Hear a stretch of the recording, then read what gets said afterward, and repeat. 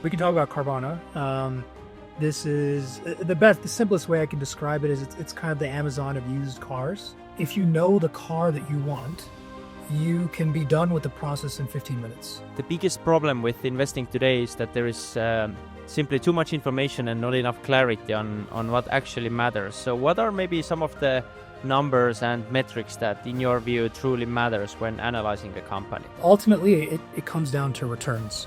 That should actually be weaved into every single question, because that is actually the most important out of all of those six, is the quality of the organization and the people running it. My guest today is Akshay Ramachandran, a retired investor who worked for a New York-based single-family office where he was a sole analyst reporting directly to the portfolio manager. They analyzed over 60 industries and used a simple strategy: buy and hold great businesses ran by great management teams. I just wanted to record this episode because there are so many lessons for people buying private traditional businesses. So that's why I decided to invite you on. So thanks a lot for doing this, Akshay. Hey, thanks for having me, man. We were just discussing, are you semi-retired? Are you retired? And you said that as Carvana is way up, you are actually retired. So what's your philosophy behind this? And we briefly covered the expenses side on how things are going in your life. So let's talk about this first. Yeah, great. So I recently realized this idea of retirement, you can boil it down to a metric, which is just your annual cost of living divided by your net worth. And so this metric gives you an idea of what percentage returns your investments have to do per year in order to cover your cost of living, right? So for me, I'm at like 3% right now. And this idea of retirement, it's not such a fixed permanent thing, right? Because my investments could go down and then I'd have to generate income again, right? So it's a fluid thing, it's a very, I guess, somewhat of a Buddhist perspective, this idea that all compounded phenomena are impermanent. So the state of retirement is an impermanent phenomenon. If Carvana goes down 99% again, I would have to go back to an investing gig, ideally, if I could get one. Or the beauty of living in India is that, I could get I could wait tables, or I could drive a truck for 2 to 3 years and come back to India and be financially free again. Why did you decide? I wouldn't be down to 3% of net worth in terms of my costs. It would be a much higher percentage, but I would still be generally free, right? Maybe let's start with your background a bit. What were you doing? How did you end up in a position where you are today? And what was the reason for you to actually just, what is the right way, to relax a bit? Yeah. Well, I'll take you kind of all the way back a little bit to my upbringing, because that's what set the context for how I ended up in investing. But I was born in India, and I moved to the States when I was 7 with my parents. I grew up in the type of household that waited for the $7 haircut coupon in the mail. And that's not to say that my family was poor. We were like middle class, upper middle class. We were fairly comfortable, actually. My parents did really well for themselves. But we just had this immigrant mentality not to spend more than we needed to, right? And that thrifty mentality of waiting until things go on sale and paying less than what it's worth, whether it's a haircut or clothes or a house. When I read a book about Warren Buffett and I learned about value investing, it just immediately clicked, because I'd been doing it my whole life, right? And initially when I got into the markets, I was doing, technical analysis and trying to read chart patterns and things like this. But the moment I met value investing, it clicked immediately. It made sense. And then the trajectory was kind of fairly predictable and straightforward. I went to a school that would allow me to get a job on Wall Street. And then that job on Wall Street would then allow me to recruit for, a great investing firm where I could learn from, some of the best investors in the world. And so I did that. I went to NYU, majored in finance and accounting. And then I did restructuring investment banking for a year. And then I went to a family office. And I was in the family office for about 2.5 years. And we were generalists, like you said, across the capital structure, public, private, equities, credit, options, what have you, you know? And it was an amazing learning experience to see the similarities, because a lot of times, not just in investing, but also in life, often we draw distinctions and divisions, right? Oh, I'm a public equities investor. Oh, I'm a private equity investor. And the reality is the mental models and the frameworks are very similar between the two, and also between if you're looking at credit or equities. And so when you're a generalist and you get to do all the different things, I think it's the best way to create a flexible mind.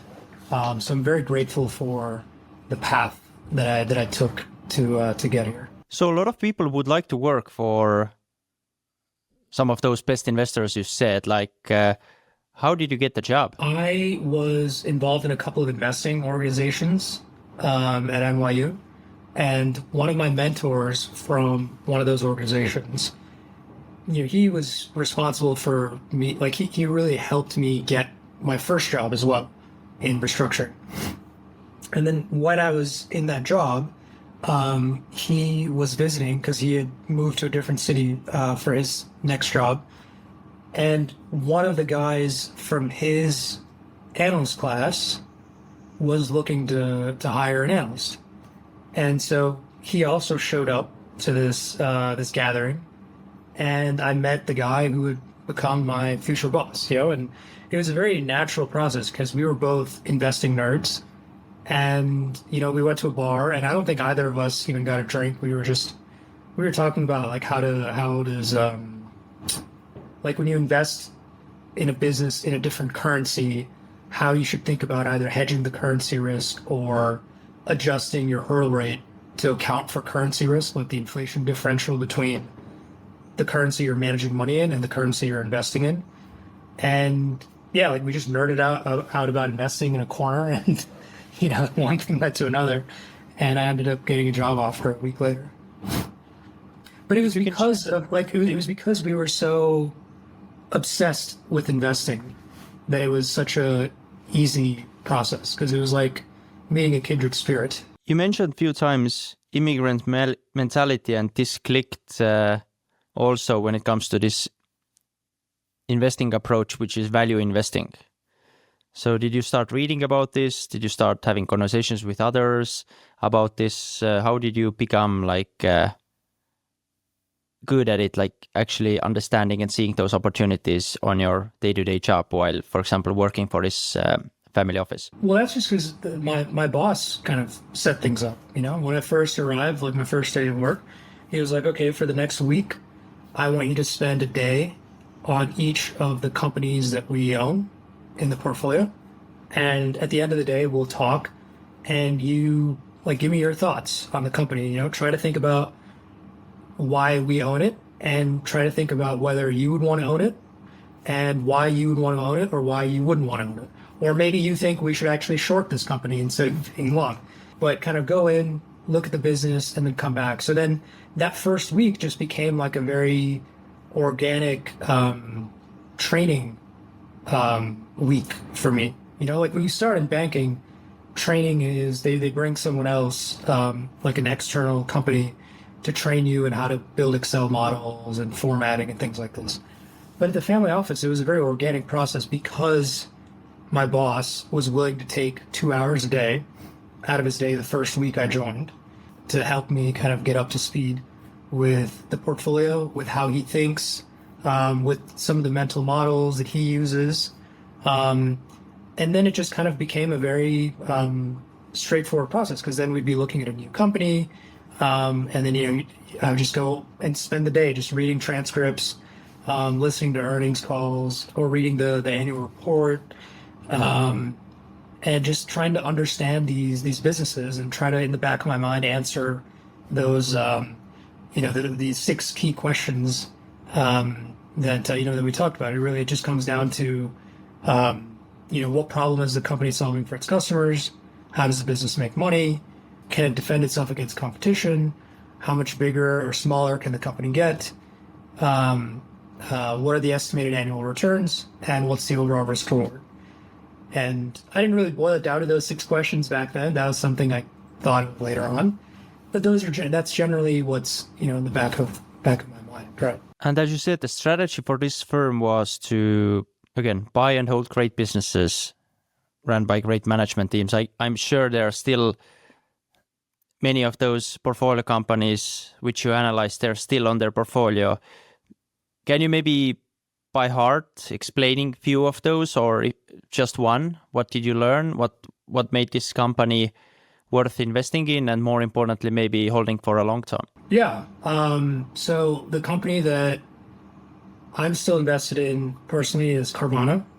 Because I don't actually know what their portfolio looks like today, right? Because I haven't worked there in 4 years, but sometimes I still talk to my former boss. We're still very good friends. But yeah, we can talk about Carvana. This is the simplest way I can describe it is it's kind of the Amazon of used cars in the United States. And buying a used car in the United States is a very painful process.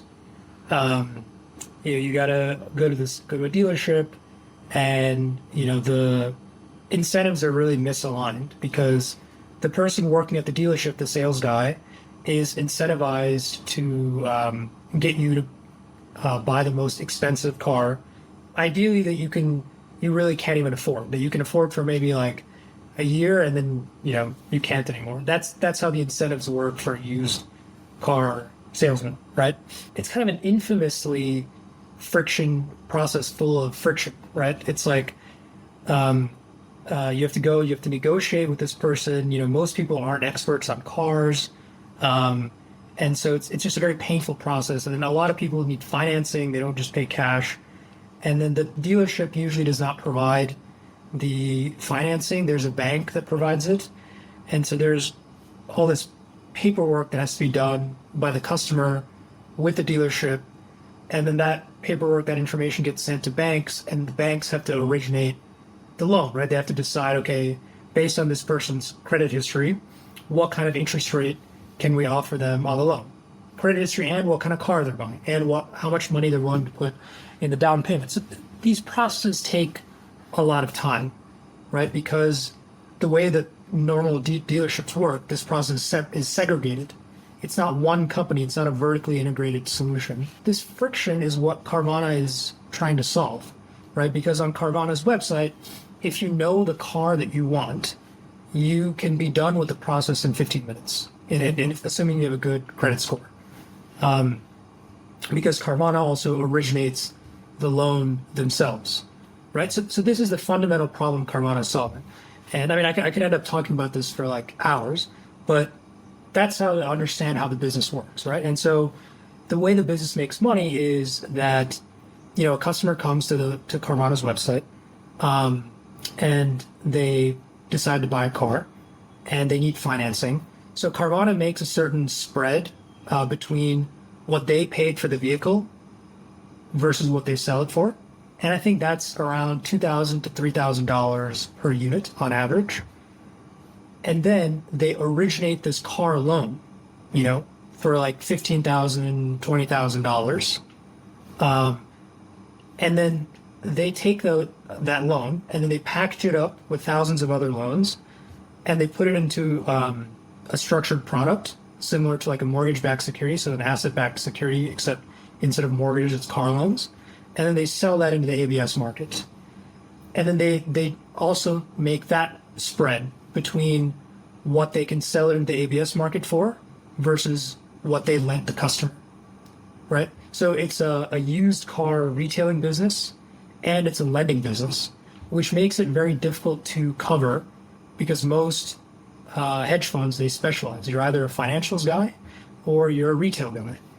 You're either an e-commerce guy or, you're maybe like like brick and mortar, right? You're either a value fund or you're a growth fund. So Wall Street is very siloed because of this, right? And so it becomes a very difficult company to cover. And there's a lot of short sellers that, think Carvana is like fraudulent or that, they're over-earning, which, very, very well could be the case. But the key thing to remember with Carvana is they're about 1% market share now in an industry that's extremely fragmented. right? So when you're a used car dealership and you only have like 1 or 2 locations, you can't spend, a few $1,000,000 on improving your your IT infrastructure. The best you can do is find these third-party vendors to make a website, but you really can't like fully overhaul your business to be kind of a technology first, frictionless process, because you don't have economies of scale. You can only spread your fixed costs amongst the, like 50 or 100 or 200 units on your lot that you sell, right? And you also can't benefit from national advertising.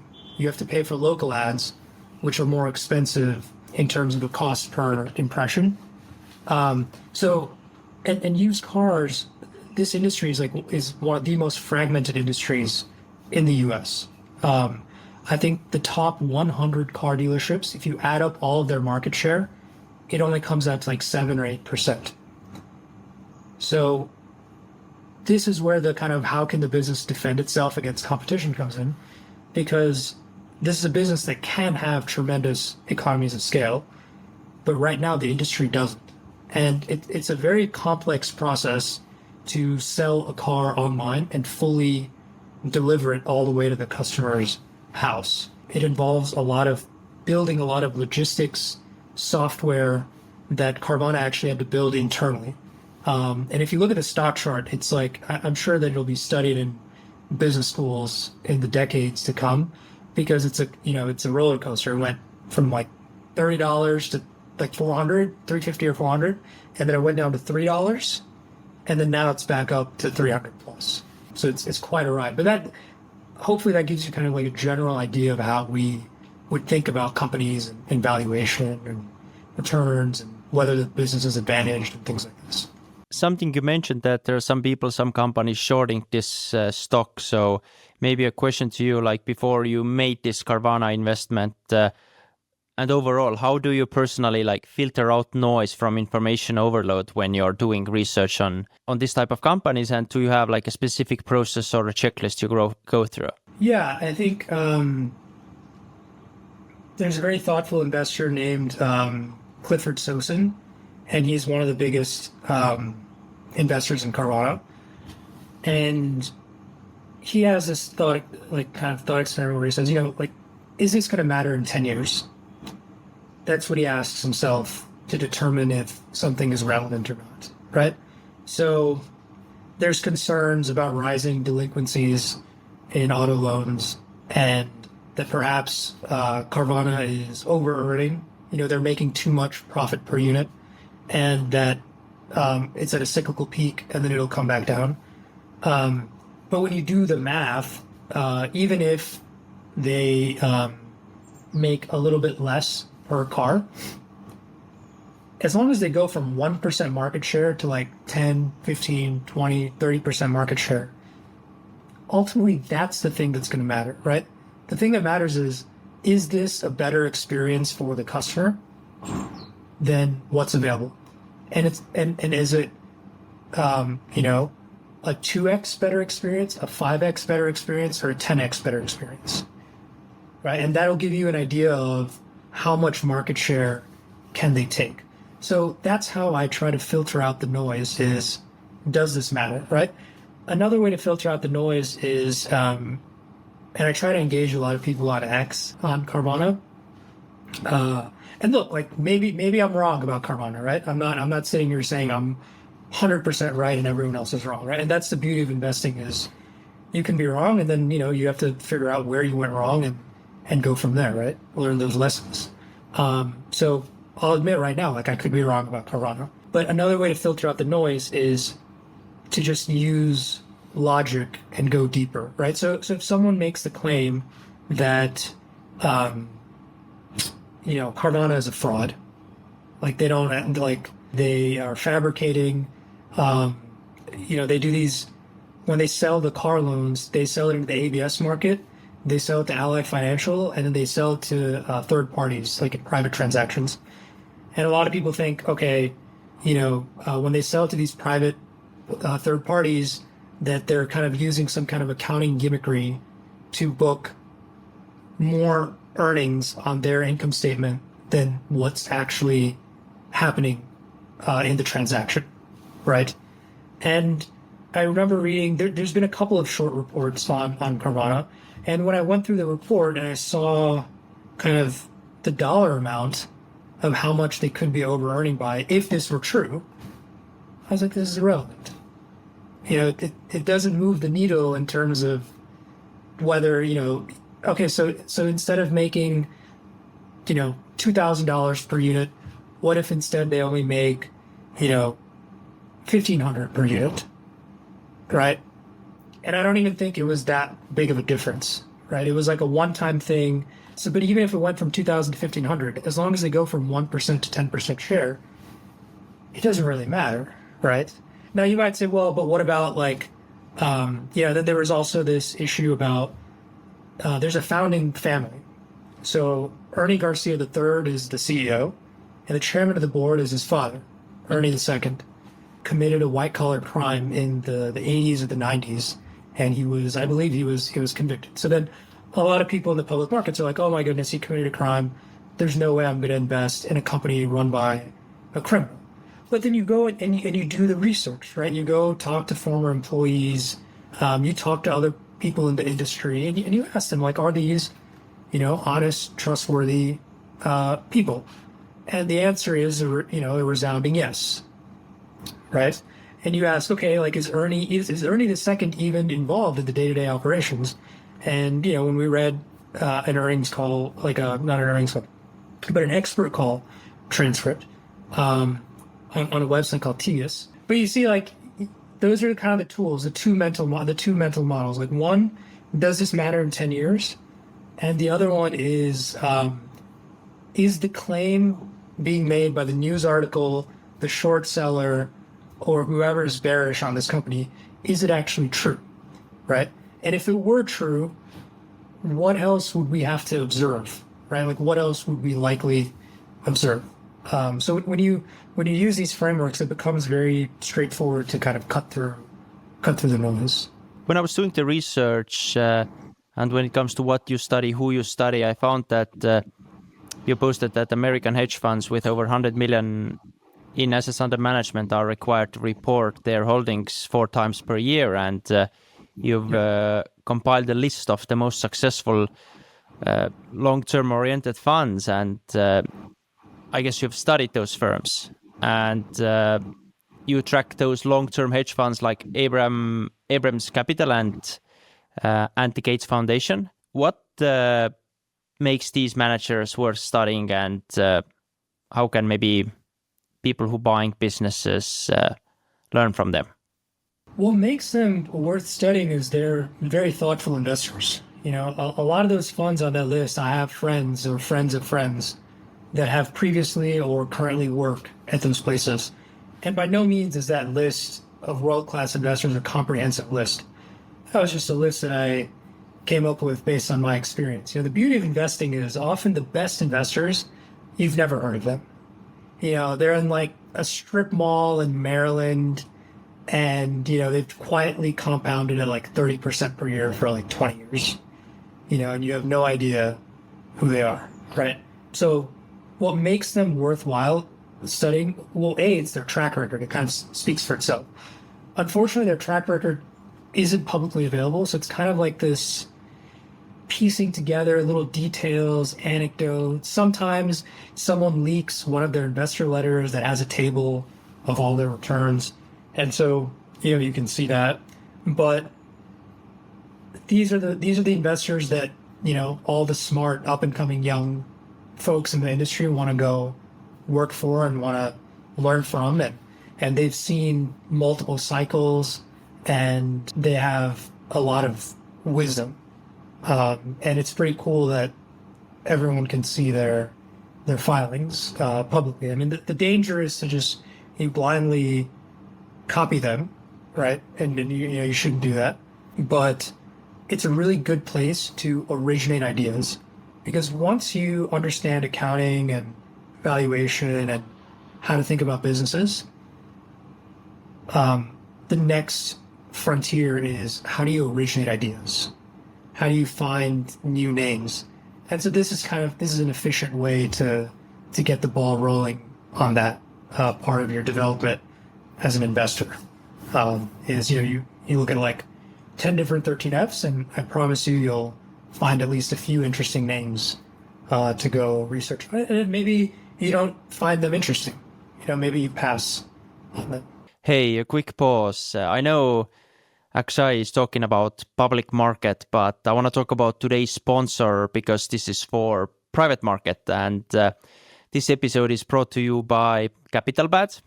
This is the marketplace that connects acquisition entrepreneurs with investors who want to exposure to small business deals. So if you're buying a business or need equity partners, or you're an investor looking to back proven operators, CapitalBad makes it simple. Deals come with standardized terms, covenants, and distributions, so both sides can focus on execution and not so much on paperwork. Whether you're raising for your first acquisition or your fifth, check out capitalbad.com and join the growing community of operators and investors building the next generation of holding companies. I'll also put a link in the description. That's capitalbad.com. Now, back to the show. Now, you've said something that the biggest problem with investing today is that there is simply too much information and not enough clarity on what actually matters. So what are maybe some of the numbers and metrics that, in your view, truly matters when analyzing a company? Ultimately, it comes down to returns, right? And again, I'll stress the importance of kind of being a generalist, right? It doesn't matter if you're looking at real estate, credit, equity, public, private. At the end of the day, the goal is to generate returns and meet some sort of hurdle rate or beat an index, right? And so at the end of the day, that's what matters, is returns. And for example, if you're looking at a bond, returns come from the current yield and then the capital appreciation or depreciation, right? So let's say you buy a distressed bond for 50 cents on the dollar and it pays a 10% coupon, right? So if you bought the bond at par, you would get a 10% yield, right? You would collect those interest payments of 10%. But because you bought it at 50 cents on the dollar, now your current yield is 20% instead of 10%, right? And then when the bond matures, if you paid 50 cents and then it goes to par, right, you double your money over the holding period, right? So your returns come from yield and capital appreciation. And it's the same with real estate or with stocks, right? You buy a house, for a certain amount of money, and then it generates some rental income for you net of your expenses. And then you flip it, 5 years later, hopefully for more than what you paid for, right? And there's some formulas that you can use to simplify this. And once you get really good at doing the math in your head, you can look at various investments and see like, okay, what are the estimated returns going to be, right? With a stock, the returns come from the dividend yield and share buybacks, plus the growth in cash flow, plus the change in the exit multiple and the entry multiple annualized over your holding period, right? And so when I'm looking at, especially when I'm looking at new names, right? I'll have like a list of like 50 different companies I'm going through, and I'll just do this like quick math, right? Okay, it has a 2% dividend yield. Maybe it can grow cash flows at 10%, and maybe the multiple I think won't change in 5 years, right?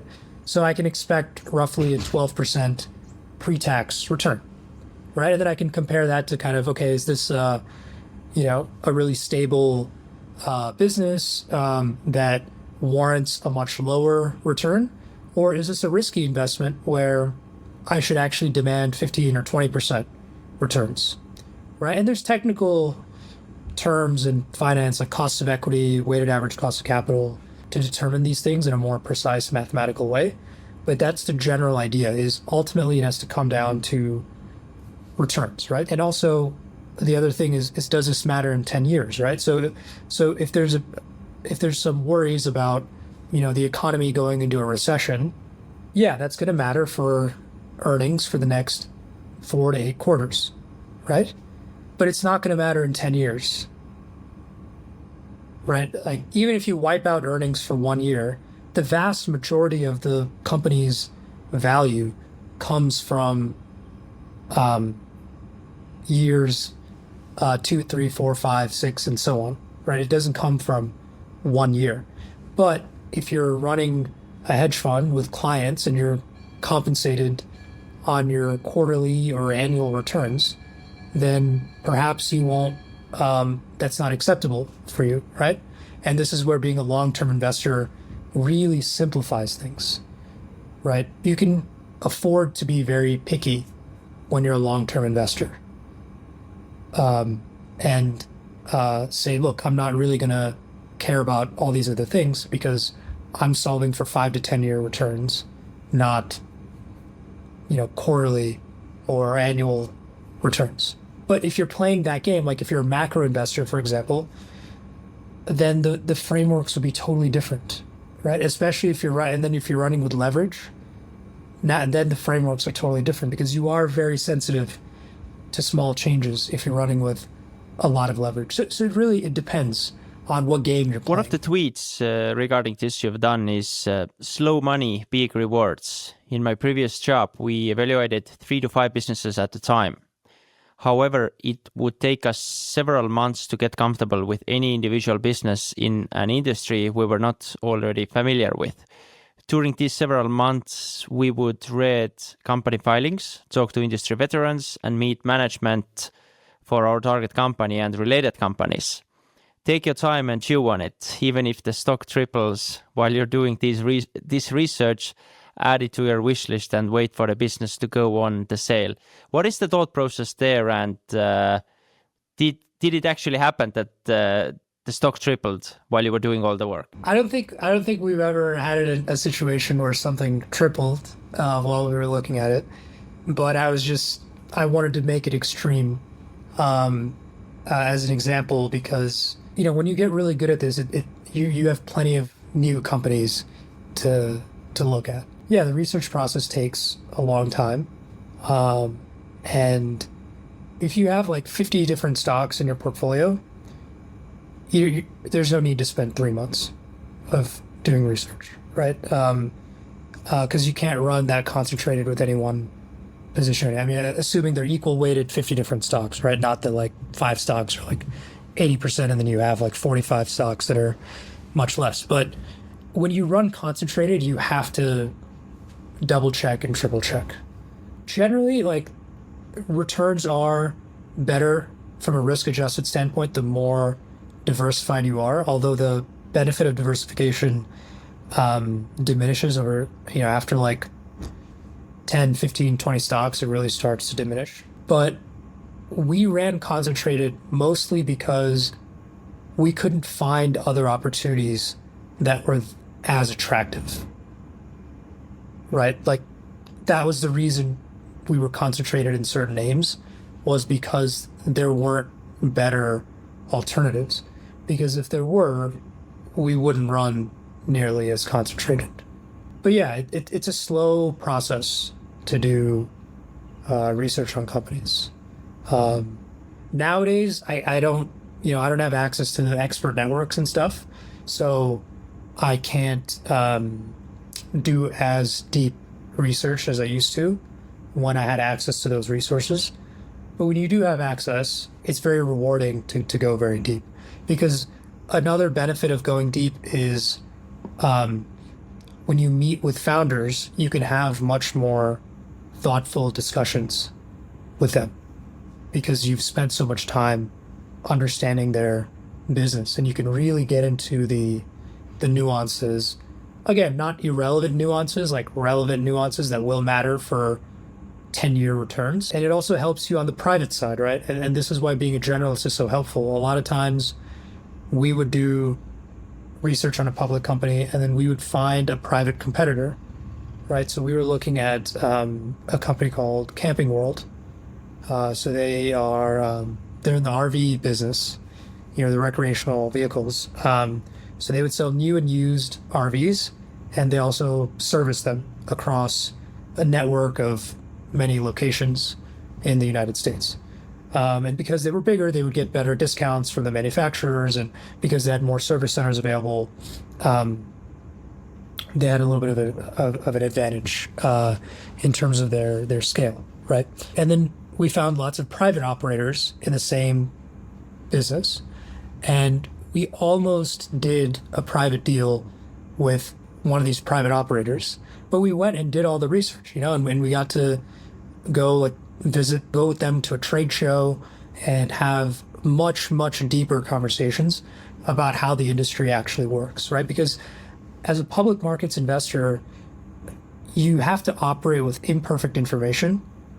So it's almost like you're playing the game with blindfolds on. But when you're also able to do private investments, that's not material, non-public information, right? When you learn about the economics of an industry through a private competitor.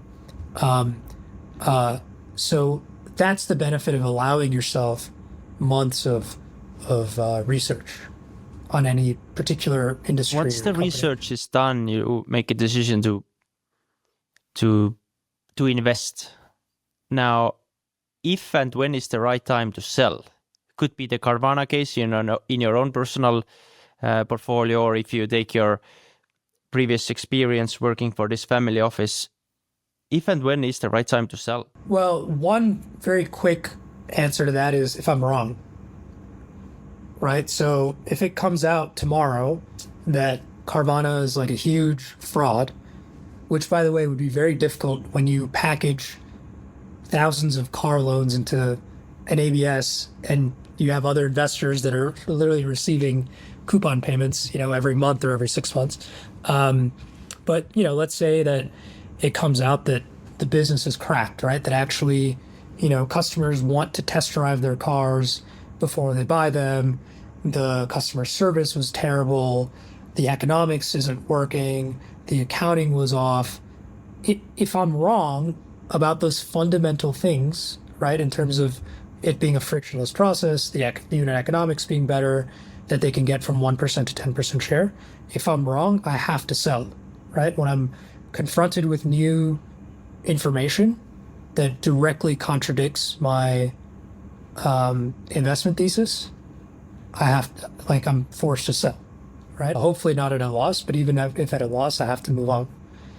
The other time to sell, when the investment has been successful, you can break it up into two categories. As an investor, you only have a finite amount of capital. You can always go raise more money, but let's assume you can't, right? There might be an investment that comes along that's even better, and then my worst investment in my portfolio, I got to knock it out and put in the new one, right? So sometimes I have to sell, and it actually has very little to do with the investment that I'm selling, but actually a far more attractive opportunity has emerged. The other bucket, the other kind of reason to sell is that the thesis has played out. The most concrete example of this is if I was a merger arbitrage guy, when the deal goes through and everything's finalized and closed and the merger spread collapses to zero, I close the position, right? And with an example like Carvana, if, in 10 years they get to 10, 20, 30% market share, whatever it is, and their growth stalls out, and my future returns sitting let's fast forward 10 years, right? And I analyze Carvana and I'm like, okay, if I own this for another 10 years, I think I'll only do 5 to 10% returns.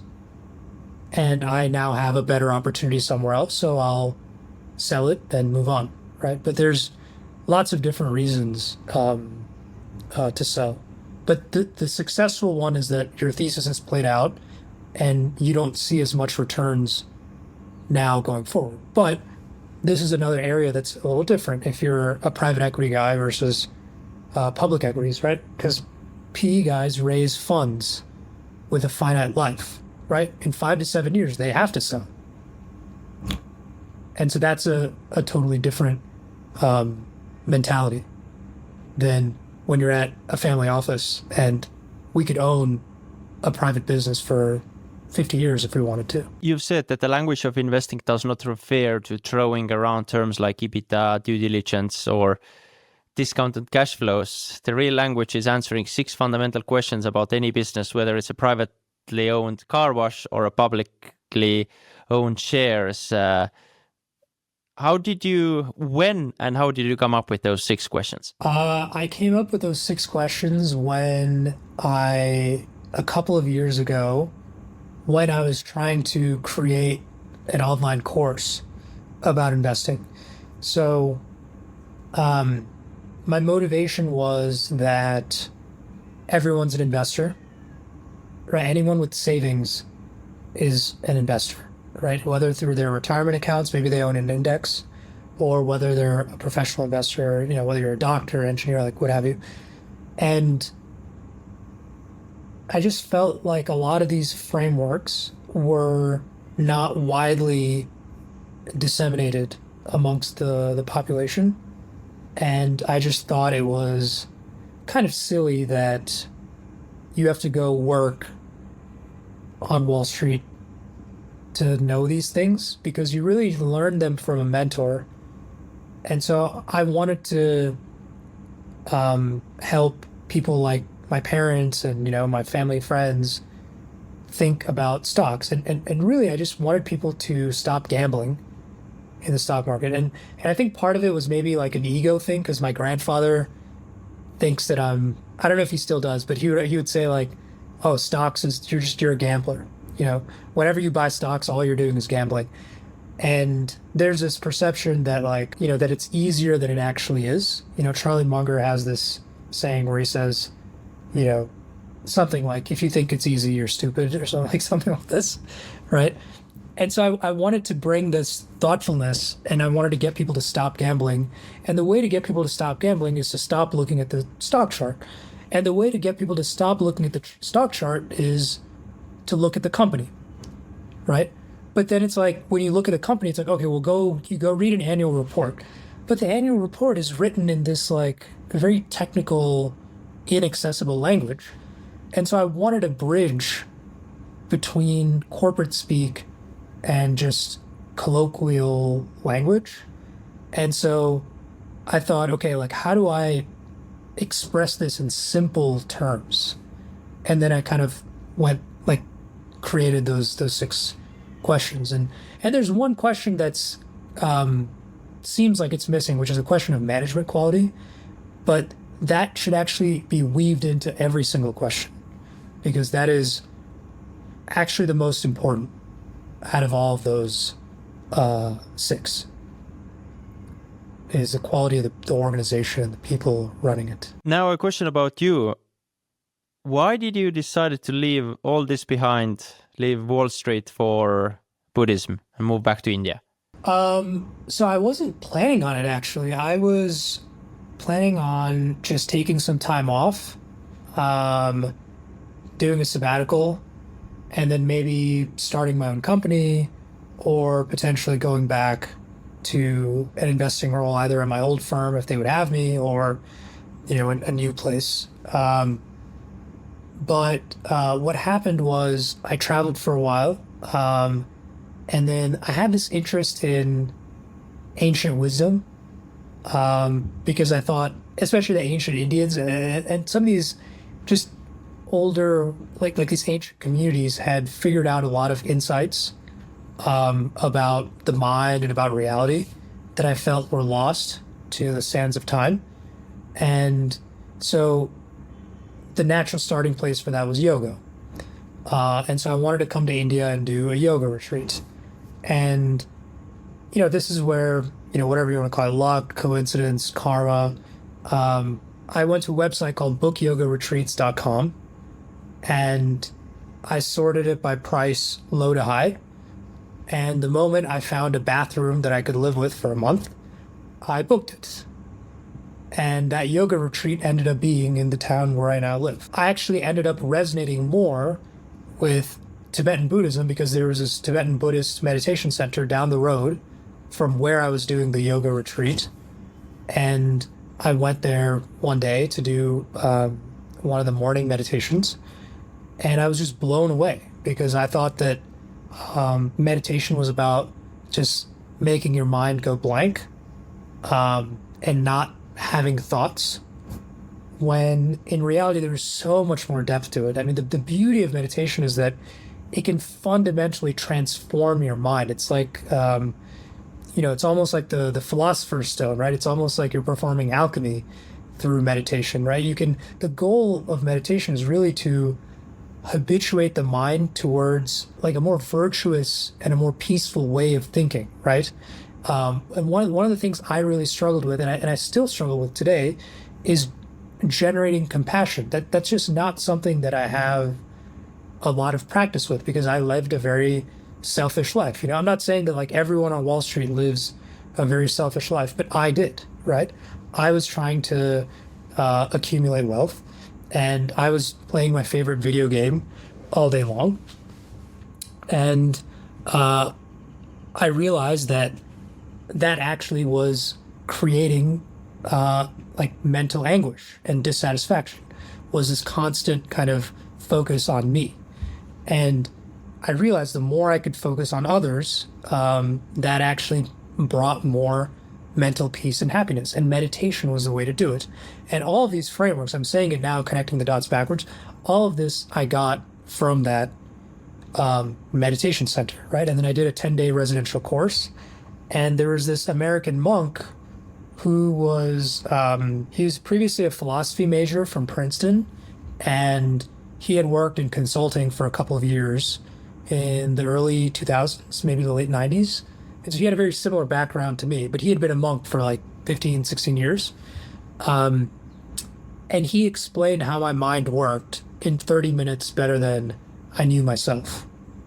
And so it was similar to value investing. It just clicked. It was like coming home. It was the most natural process for me to do more retreats after that and then to move here, especially because, all my teachers and my classmates and stuff are here, but also because the cost of living here is very low. It kind of ties back to this idea of financial freedom, right? There's two variables in that equation: your cost of living and your net worth. Most people just focus on the net worth. They're like, oh, I got to get to 10 million bucks, 50 million bucks, 100 million bucks. No, you don't. If you move to India, you don't even need $1 million. You can do it on much less. What's next for you? Do you ever see yourself going back to... You don't actually need to go back to New York to do this, what you were doing, if you want to do it. You can be in this quiet place thinking and reading all the day. Yeah. I mean, if I were, if the causes and conditions arise, and I were to go back to my old firm, they're actually no longer in New York. They're in Miami Beach now. So if I can be a value for them and they want me back, and I have the desire to go back, I could totally do that. But I think the likelihood of that is very low. What's next for me is just continuing down this spiritual path, right? So my hypothesis is that enlightenment is possible. And by enlightenment, this is another one of those words that is kind of lost all meaning because of how much it's been abused. And similar to like competitive advantage and, and jargon terms, right? But what I'm referring to when I say enlightenment is it's a very specific thing. It's the complete eradication of these negative states of mind, like anger, attachment, jealousy, and the perfection of all the qualities like love, compassion, wisdom. And the Buddhist hypothesis, and this is where it diverges from Western psychology, is that Western psychology says you cannot get rid of these negative states of mind permanently, like anger, jealousy, attachment, ignorance, whatever, because they're just the part of the human experience, right? But according to Buddhist psychology, you can get rid of them permanently because they are cognitive errors. The mind of anger is actually not seeing reality exactly as it is, according to the Buddhist framework. It is a complete hallucination of reality. And because it's a hallucination, that's why you can get rid of it completely and permanently. And this is what the state of enlightenment is. Now, can I say with 100% certainty that enlightenment is possible? No. But that's what the journey is about, right? You go on the adventure to find out. And over the last 3 years that I've been using this framework and to try to clean my mind, right? The spiritual path is just a giant cleaning job. I have found huge benefit. I'm not saying my afflictions are down 100%, but they're down like 60, 70, 80%, right? And so the proof is in the pudding, right? As the Americans say. And I've definitely tasted some good pudding, so I'm going to keep eating it. Last time we talked, it was right before you went to this 90-day retreat, yoga retreat. How much have you changed as a person? You now, you before? It's been a long journey, many, many years now. It's been 2 years since I did that. I did that in the summer of 2023. How have I changed? I think generally I am the same person. And in terms of where I see my life going, but a couple of things have changed. I think back then I had a very strong desire to become a monk, and take on these vows of celibacy and, shave my head, take the robes, and fully dedicate my life to the spiritual path. This year, I started dating one of my classmates. And so I don't see that as my path anymore. Because I don't see that as my path anymore, I started dating. And what I realized was that I'm someone that really enjoys my freedom in every sense of the word. And when you're a monk studying in a monastery, there are some very strict rules. You have like 200 plus vows, and there's very strict rules in terms of how you engage with other monks, with people that aren't monks or nuns, how you engage with the senior monks in the monastery, how you engage with your teachers, right? And I realized I would feel very constricted by those rules, and that if I did want to have the monk experience, I can just go do another meditation retreat, right? I can put my laptop and my phone in a locker and go do what I did for those 3 months, and what I had done for a month and 10 days and, another month before that. I've done it many times. And so I love the retreat experience. And so I can always go back and forth and do that, right? And the other thing is that I realized, based on my mental disposition, when I'm fully focused on just one thing and I'm like, 120% going for it, I become very closed off, right? Like my heart becomes very cold and I start to ignore everything else and just focus on that one thing. When in fact, the entire point of this path is to keep a warm heart and to be kind and loving to everyone around you. And, having a romantic partner has been a transformative experience in doing that, and hopefully that's, a two-way street, because I can certainly say from my experience, my girlfriend helps me be a much kinder person because she's an absolute sweetheart. And so I think that's been the major change in my life is I've closed the door, at least in this life, of becoming a monk. But I'm still continuing to go to classes 3 hours a day, Monday through Friday, and continuing with the studies and the practice. As 99.999% of people on this podcast are people buying businesses, wanting to accomplish great returns for their investments. Can we say that we lost like a great investor, great capital allocator to someone who now is on the path to on a journey to this spiritual path? Can we say that? Because you're still in very early 30s. Well, I don't know if I'm a great investor. We'll see. I think that yeah, but your track record, what you were doing for this single family office, says a lot about this. So that's why I thought I would like to ask, like, will you ever come back, if we can say that, or you just don't know at the moment? Who knows? If you asked me 5 years ago what I'd be doing in 5 years, there's no way I would have said I'll be living in India studying Tibetan Buddhism, right? So who knows what the future holds. And that's why I'm trying to do a more balanced approach now. I started writing on Substack, and I'm trying to blend these two worlds, right? Of financial freedom and financial liberation and spiritual liberation.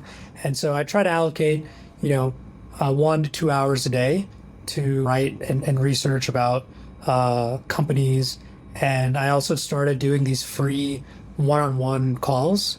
So I have a Calendly link, and it's been extraordinary. People have reached out and wanted to talk about investing and spirituality. There was one guy that reached out, complete stranger.